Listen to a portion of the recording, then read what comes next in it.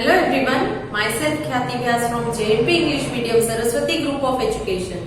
Today I am conducting this session for grade 5. Subject is SS. We are starting with the new chapter from semester number 2, chapter number 2, coming of the British. And this is my session number 1 for this chapter. So kids, as you all know the history of India. India was ruled by Britishers in the past and then we gained independence. India पर पहले Britishers जो है वो राज करते थे, फिर हमने उन्हें भगा दिया यहाँ से, फ्रीडम स्ट्रगल की और फिर हम आजाद हुए। इंडिपेंडेंस डे हम सेलिब्रेट करते हैं उसी दिन जिस दिन इंडिया भारत जो है वो आजाद हुआ था, तो उस दिन हम इंडिपेंडेंस डे मनाते हैं, right? So now in class 4 you read a little bit about the different periods of Indian history. Indian history के बारे में, अलग अलग periods के बारे में आपने already previous grade में पढ़ा ही होगा. In this chapter you will read about the modern history of modern India. तो modern India की जो अभी की latest history है, इस बारे में इस chapter में हम आज detail study करेंगे. In 1498 CE Vasco da Gama, a Portuguese explorer, discovered a new sea route to India via Cape of Good Hope. तो 1498 CE में वास्को डी गामा नाम के एक पोर्चुगीज एक्सप्लोरर थे जिन्होंने सी रूट के थ्रू इंडिया पहुंचने का एक नया रास्ता ढूंढा था through Cape of Good Hope. Cape of Good Hope से होकर वो इंडिया पहुंचे थे waterways के through, sea route. The Portuguese were the first to come to Calicut, that is Kozhikode. Portuguese सबसे पहले इंडिया में कैलिकट पहुंचे थे. कैलिकट पुराना नाम है, new name is Kozhikode. Kozhikode आज न्यू नेम है. कैलिकट एंड कोझिकोड दोनों एक ही है प्लेस, तो वो लोग सबसे पहले कैलिकट पहुंचे थे. And started trading with India, और वहां से अपना ट्रेडिंग इंडिया के साथ करते थे. मतलब जो बिजनेस है, अपने गुड्स को बेचना या खरीदना, वो ट्रेडिंग वहां से करते थे. शिप अगर आती है तो कहीं तो रुकनी है ना, यस. तो उनकी शिप जो सेल होकर आई through Cape of Good Hope, वो आकर कहां पर रुकी? कैलिकट या कोझिकोड में. फिर वहां पर होल्ड करने के बाद वो वहीं से अपना बिजनेस या ट्रेड करते थे. They build trade centre eight Kochi, new Kochi. तो उन्होंने ट्रेड सेंटर्स, अपने बिजनेस को अलग अलग जगह से स्टार्ट किया, जिसमें कौन से हैं? कोचीन, जिसको अभी कोची कहा जाता है, देन कनानूर, जिसको अभी कन्नूर कहा जाता है, पहले के जमाने में कैनानूर कहते थे, एंड कैलिकट. तो कोचीन, कैनानूर एंड कैलिकट, मतलब के कोझिकोड, कोची एंड कन्नूर, यहां से उन्होंने अपना बिजनेस करना स्टार्ट किया था पोर्चुगीज लोगों ने. और ये रास्ता किसने ढूंढा था सबसे पहले? वास्को डी गामा, एक पोर्चुगीज एक्सप्लोरर ने. He came to India through Cape of Good Hope. Spices were the most important item of trade that the Portuguese dealt in because they helped in preservation of meat in winter and made the food tastier. So सबसे पहले उन्होंने India से क्या लेना start किया? वो था spices, मतलब हमारे जो मसाले हैं वो. क्यों?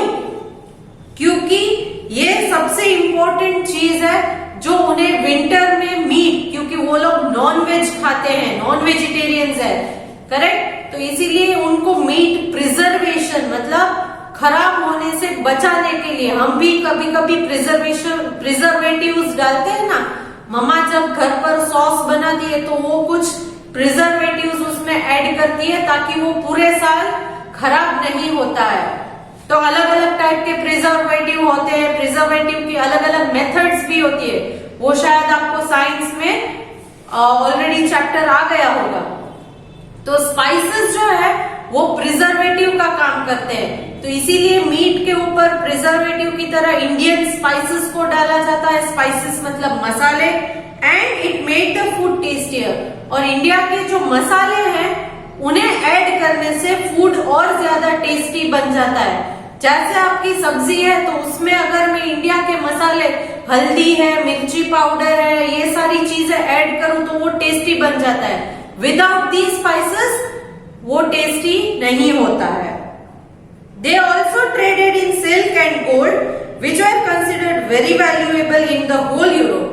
फिर इंडिया से सिल्क और गोल्ड का भी बिजनेस करते थे वो लोग, क्योंकि ये जो है वो बहुत वैल्यूएबल, बहुत कीमती चीजें मानी जाती थी यूरोपियन कंट्रीज में तब। The Dutch followed the Portuguese into India and established trade centers. फिर पोर्चुगीज को देखकर उनके पीछे पीछे डच वाले लोग भी यहाँ पर इंडिया में ट्रेडिंग के लिए, बिजनेस के लिए आने लगे। Then the British came and the Dutch gave up their center as they were more interested in East Indies. फिर डच के बाद नेक्स्ट ब्रिटिशर्स आने लगे ट्रेड के लिए और डच वालों ने छोड़ दिया ट्रेड करना, वो उतना फिर ट्रेड नहीं करते थे। And they were more interested in east Indies. Eastern Indies मतलब इंडिया के ईस्टर्न कंट्रीज में ज्यादा इंटरेस्ट दिखाने लगे। Tales of India's prosperity reached England through the British travelers who came to India. So tales of India's prosperity मतलब India कितना rich country है, इसके बारे में सारी बातें अब ब्रिटिशर्स मतलब इंग्लैंड तक जाने लगी, क्योंकि वो अब हमारे साथ बिजनेस करते थे। तो जो लोग बिजनेस करते थे वो समझ गए कि इंडिया बहुत ही रिच एंड प्रॉस्परस कंट्री है, इंडिया के पास बहुत सारी वैल्यूएबल चीजें थी। तो अब इंग्लैंड वालों को पता चल गया कि इंडिया एक बहुत ही प्रॉस्परस कंट्री है, तो उनके बारे में टेल्स यानी कि सारी स्टोरीज इंग्लैंड पहुंचने लगी। And the British travellers who came to India, जो ब्रिटिश से ट्रेवल करके इंडिया आते थे, वो रिटर्न जाने के बाद वहां पर इंडिया के बारे में सारी बातें बताने लगे। The British merchants formed the English East India Company in 16,000 CE. फिर ब्रिटिश मर्चेंट्स मतलब जो बिजनेस करते हैं वो लोग, The British merchants formed English East India Company in 16,000 CE. उन्होंने इंग्लिश ईस्ट इंडिया कंपनी नाम की एक फॉर्मेशन स्टार्ट की। कब स्टार्ट की? 16,000 CE. With permission of Queen Elizabeth I. किसकी परमिशन से उन्होंने ये कंपनी बनाई? Permission of queen Elizabeth I. Queen Elizabeth I कौन थी? Who was the Queen of England and Ireland at that time? वो तब वहां की क्वीन थी, इंग्लैंड की और आयरलैंड की। यहाँ पर जैसे राजाओं का राज चलता है, उसी तरह इंग्लैंड में क्वीन का राज चलता है। वहां क्वीन को सब सुपीरियर मानते हैं।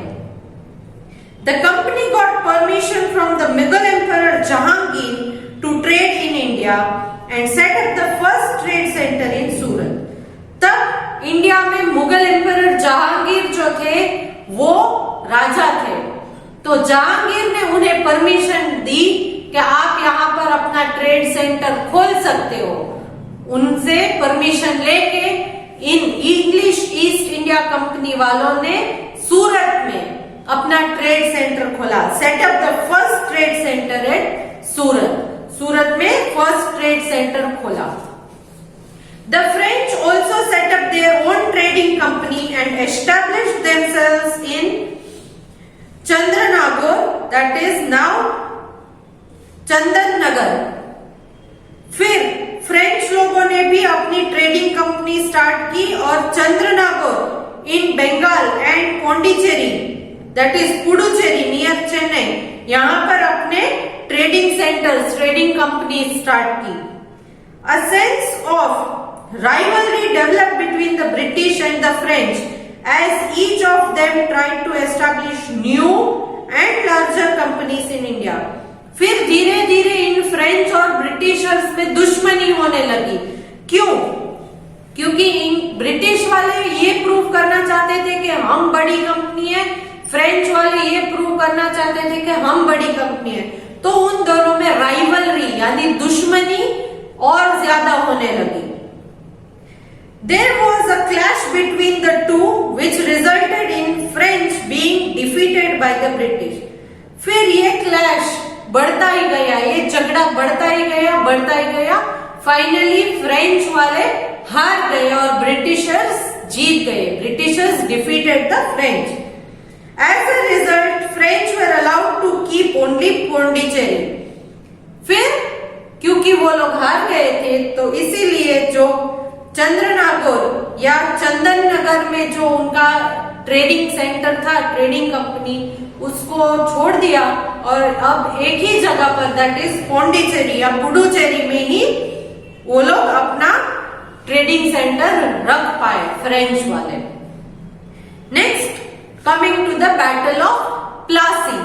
बैटल ऑफ प्लासी, ये सारे बैटल्स का मतलब है युद्ध, अलग अलग लड़ाइयां इंडिया वालों ने ब्रिटिशर्स के अगेंस्ट लड़ी थी और कई और के बारे में भी हम जानकारी देंगे। तो अब we'll start with Battle of Plassey. The Mughal Empire gradually weakened after the death of Aurangzeb in 1707 CE. तो मुगल एम्पायर जो है, जो बहुत स्ट्रांग माना जाता था, वो औरंगजेब की डेथ 1707 में होने के बाद वीक होने लगा। वो अब पहले जितना स्ट्रांग नहीं रहा। औरंगजेब की डेथ हो चुकी थी और मुगल्स वीक होने लगे थे। And the English East India company became more ambitious. और इंग्लिश ईस्ट इंडिया कंपनी वालों के इरादे और ज्यादा पक्के होते गए। They started becoming more and more powerful, क्योंकि इंडिया के जो पावरफुल रूलर्स थे वो अब नहीं रहे। They wanted to take control over various parts of India. Britishers का ये मानना था कि अब इंडिया के अलग अलग पार्ट्स पर, इंडिया के अलग अलग हिस्सों पर हम अपना हक जमाएंगे। जो इंडिया वाले हैं वो हमारे गुलाम हैं, तो अब हम राजा बन सकते हैं, ऐसा उन्होंने सोचा। They first wanted to bring Bengal under their control because it was the richest province in the country. सबसे पहले उनकी नजर बंगाल पर गई, क्योंकि वो तब सबसे ज्यादा पैसे वाला प्रोविंस, पैसे वाला स्टेट माना जाता था। सबसे ज्यादा वेल्थ तब बंगाल के पास थी। इसीलिए ब्रिटिशर्स ने सबसे पहले ट्राई की कि बंगाल को अपने कंट्रोल में ले ले। This was the reason behind the battle of Plassey. और इसी वजह से इस बंगाल को अपने कंट्रोल में लेने के लिए बैटल ऑफ प्लासी लड़ी गई। That took place in 1757। तो ये बैटल ऑफ प्लासी कब लड़ाई हुई थी? बैटल ऑफ प्लासी की लड़ाई 1757 में। The British had started maintaining an army in Bengal. उन्होंने अपनी आर्मी का एक कैंप बंगाल में लगा दिया था तब। They also began to fortify Calcutta या कोलकाता। Fortify मतलब कलकत्ता के आजू बाजू में, कलकत्ता के आजू बाजू में फोर्ट यानी किला बनाना स्टार्ट कर दिया था, ताकि अंदर कोई एंटर ना कर सके। 45 का मतलब यहाँ दिया गया है, to make place more able to resist attack specially by building high walls. तो सिटी के आजू बाजू में हाई वॉल्स को कंस्ट्रक्ट किया गया ताकि अंदर कोई आ ना सके। उसको दे वांटेड टू रेजिस्ट अटैक, कोई उस पर अटैक नहीं कर सके। Next, Sirajuddaula the nawab of Bengal. तब नवाब ऑफ बंगाल, नवाब मतलब राजा, जिनको मुस्लिम लैंग्वेज में उर्दू में नवाब कहा जाता है। तो सिराजुद्दौला जो थे वो नवाब ऑफ बंगाल थे, तब वहां के राजा थे। Ordered the removal of the British army and all the fortifications. उन्होंने ये ऑर्डर दे दिया कि यहाँ से ब्रिटिशर्स की सारी आर्मी को निकालो और ये जो फोर्टिफाई किया है, फोर्टिफाई मतलब जो किला बनाया है, आजू बाजू में वॉल बनाई है सिटी के आजू बाजू में, वो सब अभी बंद करो, निकालो। When the British refused, he declared war on them. तो ब्रिटिशर्स वहां नहीं माने कि हम यहाँ से नहीं निकलेंगे और ये दीवार भी नहीं हटाएंगे। तो इस वजह से वहां पर लड़ाई स्टार्ट हुई सिराजुद्दौला और ब्रिटिशर्स के बीच। However, the British under Robert Clive emerged victorious. मगर उस लड़ाई में ब्रिटिश जिनको गाइड किया था रॉबर्ट क्लाइव ने, तब उनके लीडर थे रॉबर्ट क्लाइव, तो उनकी गाइडेंस में दे एमर्ज विक्टोरियस, मतलब उन्होंने विक्ट्री पाली, उन्होंने जीत पाली और सिराजुद्दौला हार गए। Sirajuddaula was captured and put to death. Sirajuddaula को उन्होंने कैप्चर कर लिया, पकड़ लिया और मार डाला। This was the first step towards the conquest of Bengal. और ये एक फर्स्ट स्टेप था जिसकी वजह से वो धीरे धीरे बंगाल को अपने कंट्रोल में लेते गए। नेक्स्ट, बैटल ऑफ बक्सर, ये एक और बैटल है। Another battle, the Battle of Buxar took place in 1746. ये बैटल ऑफ बक्सर जो है वो 1764 में लड़ी गई थी। It was fought between Nawab of Bengal, that is Nawab of Awadh, and the Mughal Emperor on one side and the British on the other. ये battle of Buxar में एक तरफ 3 लोग थे, एक थे नवाब ऑफ बंगाल, बंगाल के राजा, देन नवाब ऑफ अवध, अवध के नवाब थे, और मुगल एम्परर, मुगल राजा जो थे वो एक तरफ थे, बंगाल के राजा, अवध के राजा और मुगल एम्परर। ये तीनों एक साइड पर थे, दूसरी साइड ब्रिटिश थे। Correct? The British emerge victorious again. यहां पर भी ब्रिटिशर्स की ही जीत हुई और ये तीनों के तीनों राजा हार गए। Thus Bengal finally came under British rule, और इस तरह से फाइनली पूरा का पूरा बंगाल ब्रिटिशर्स के अंडर आ गया। After the Battle of Plassey and the Battle of Buxar, the English East India Company laid the foundation of its colonies rule in India. Battle of Buxar के बाद और बैटल ऑफ प्लासी, ये 2 बैटल्स के बाद अब इंग्लिश ईस्ट इंडिया कंपनी पूरे India में छोटी छोटी अपनी कॉलोनीज बनाना स्टार्ट किया। कॉलोनीज मतलब जहां पर वो अपना छोटे छोटे कैंप्स लगा सके। Gradually through various policies such as subsidiary alliance and doctrine of lapse, फिर धीरे धीरे उन्होंने अलग अलग पॉलिसीज स्टार्ट की। पॉलिसीज मतलब प्लानिंग करना स्टार्ट किया, जिसमें एक प्लान था subsidiary alliance and doctrine of lapse. They became the rulers of India, और इन सारी पॉलिसीज के थ्रू वो धीरे धीरे इंडिया के रूलर बन गए। अब इंडिया के रूलर कौन थे? ब्रिटिशर्स।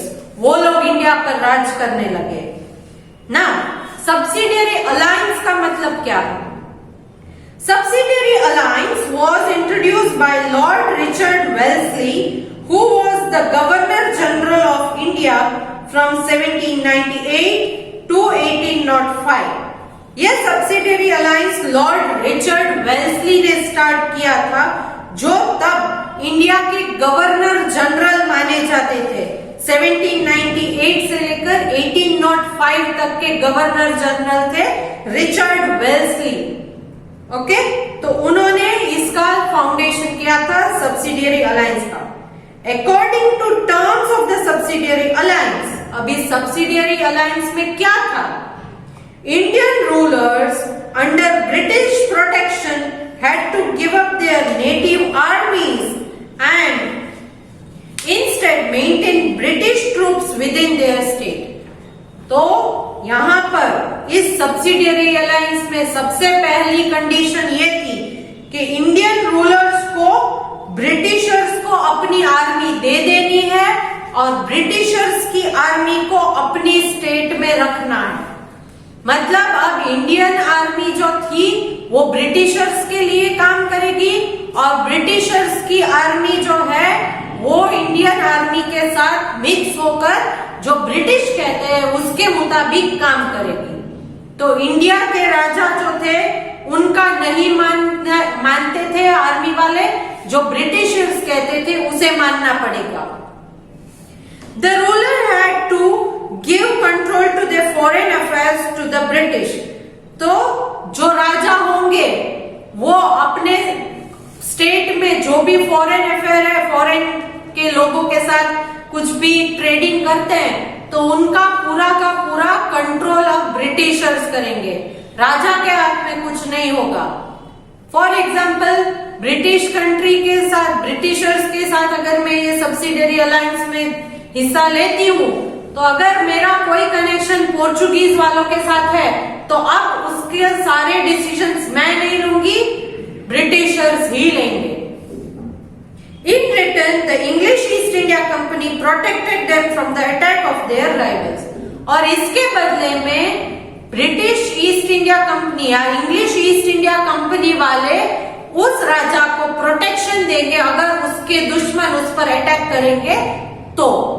मगर इसके लिए उस राजा को अपनी आर्मी उन्हें दे देनी होगी और वहां की आर्मी में ब्रिटिश आर्मी को मिक्स करना पड़ेगा और सारा का सारा ट्रेडिंग का कंट्रोल ब्रिटिशर्स के हाथ में दे देना पड़ेगा।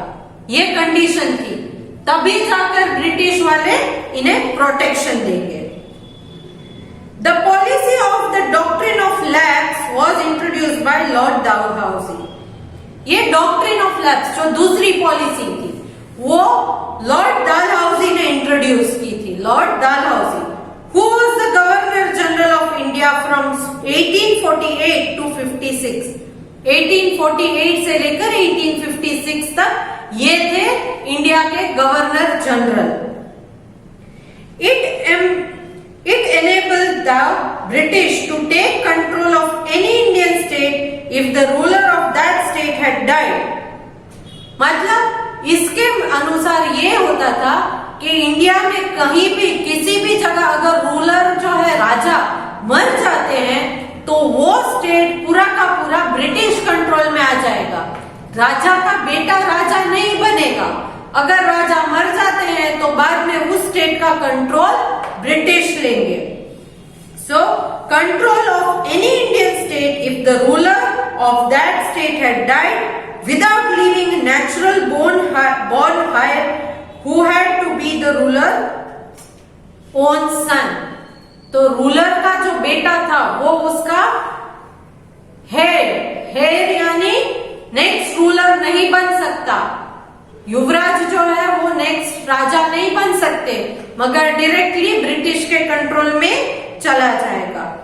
तो all these things discuss in this chapter. तो इस चैप्टर में, इस वीडियो में मैंने ऑलरेडी दो battle, that is battle of Plassey and battle of Buxar के बारे में एक्सप्लेन कर दिया है। Next session I will start with the revolt of 1857 and Indian national Congress. तो इतनी सारी प्रॉब्लम्स के बाद कुछ ना कुछ तो रिवोल्ट आएगा ना। रिवोल्ट मतलब हम भी कुछ उनके अगेंस्ट स्टेप लेंगे ना, तो इस वजह से रिवोल्ट भी हुए थे, बट वो हम नेक्स्ट सेशन में डिस्कस करेंगे। Okay, so here I come to the end of this session. इस सेशन को हम यहीं तक खत्म करते हैं। ओके, तो इस सेशन में हमने ये पढ़ा कि Vasco da Gama Cape of Good Hope के थ्रू इंडिया में आए थे। सबसे पहले कैलिकट या कोझिकोड से उन्होंने एंटर किया था, फिर उसके बाद उनको फॉलो करके डच वाले, फ्रेंच वाले, ब्रिटिशर्स सारे आने लगे। करेक्ट? तो धीरे धीरे फ्रेंच एंड ब्रिटिशर्स में लड़ाई हुई और ब्रिटिशर्स ने फ्रेंच वालों को हरा दिया। फिर उसके बाद बैटल ऑफ प्लासी लड़ी गई सिराजुद्दौला और ब्रिटिशर्स के बीच। फिर बैटल ऑफ बक्सर जिनमें Nawab of Bengal, Nawab of Awadh and Mughal emperor एक साइड थे, दूसरी साइड थे ब्रिटिशर्स। वहां पर भी ब्रिटिशर्स की ही जीत हुई और ब्रिटिशर्स ने अलग अलग पॉलिसीज निकाली जिनमें थी एक थी सब्सिडियरी अलायंस, दूसरी थी doctrine of lapse. Subsidiary alliance में यह होता था कि जो राजा होते हैं वो अपनी सारी आर्मी ब्रिटिशर्स को सौंप दे, ब्रिटिशर्स की आर्मी को अपनी आर्मी में मिक्स कर दे और उनका जो ट्रेडिंग अफेयर है वो पूरा का पूरा ब्रिटिशर्स को ही सौंप दे। उसके बदले ब्रिटिशर्स उस राजा को प्रोटेक्शन प्रोवाइड करते थे against the enemies attack. Okay.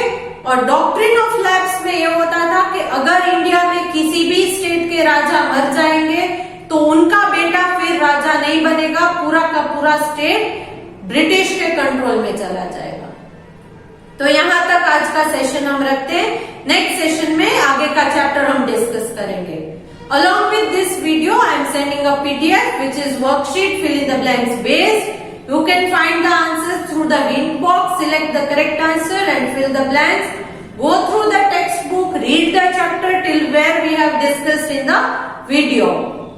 So chalo, hope to see you good in the next session. Bye.